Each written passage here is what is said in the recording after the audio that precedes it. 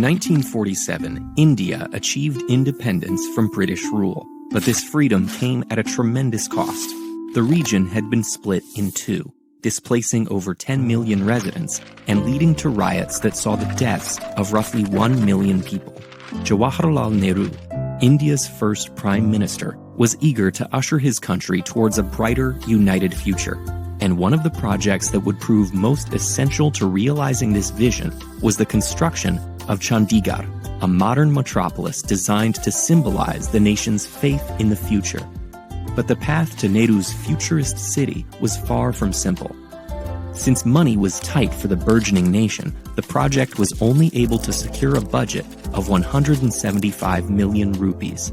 That's the modern equivalent of roughly 500 million US dollars, which is barely enough to build a pair of skyscrapers today.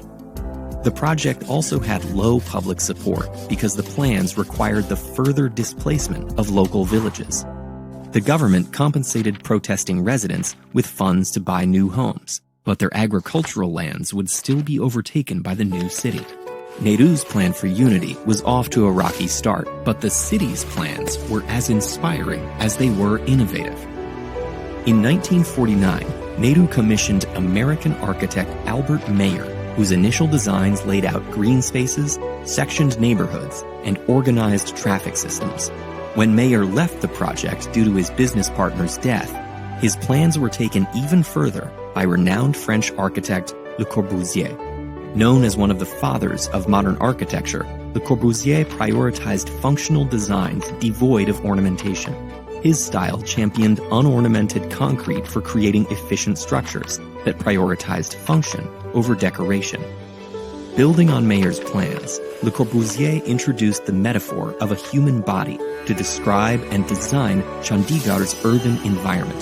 The head of the city would comprise the main administrative area. Alongside the State Secretariat, Parliamentary Assembly, and High Court, the complex included symbolic structures like the Martyrs' Memorial, dedicated to those who perished fighting for Indian independence. From the head, residents could travel down the city's circulatory system, a network of roads and pathways known as the 7 V's.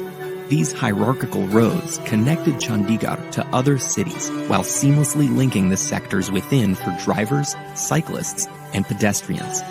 Chandigarh's heart was Sector 17, a commercial district housing large shops, offices, a parade ground, and the main interstate bus terminal.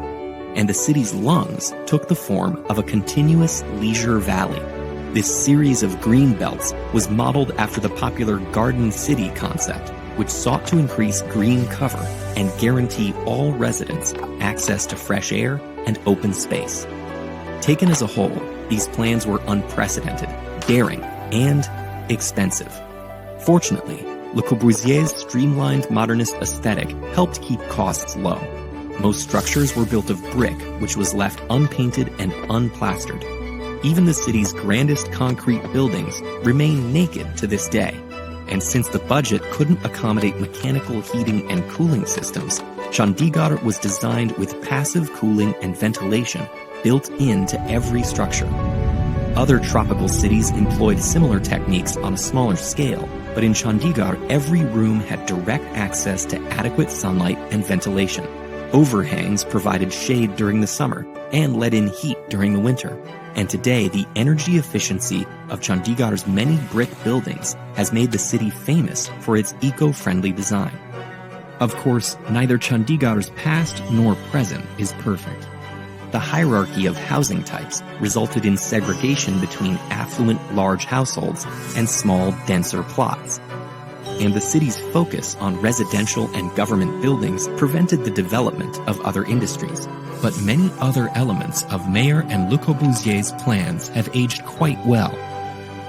Thousands of trees and open spaces make it one of India's greenest cities, and its high quality of life continues to make Chandigarh one of the most desirable cities to live in the nation. Over 60 years after its construction, Chandigarh remains an international exemplar of urban design.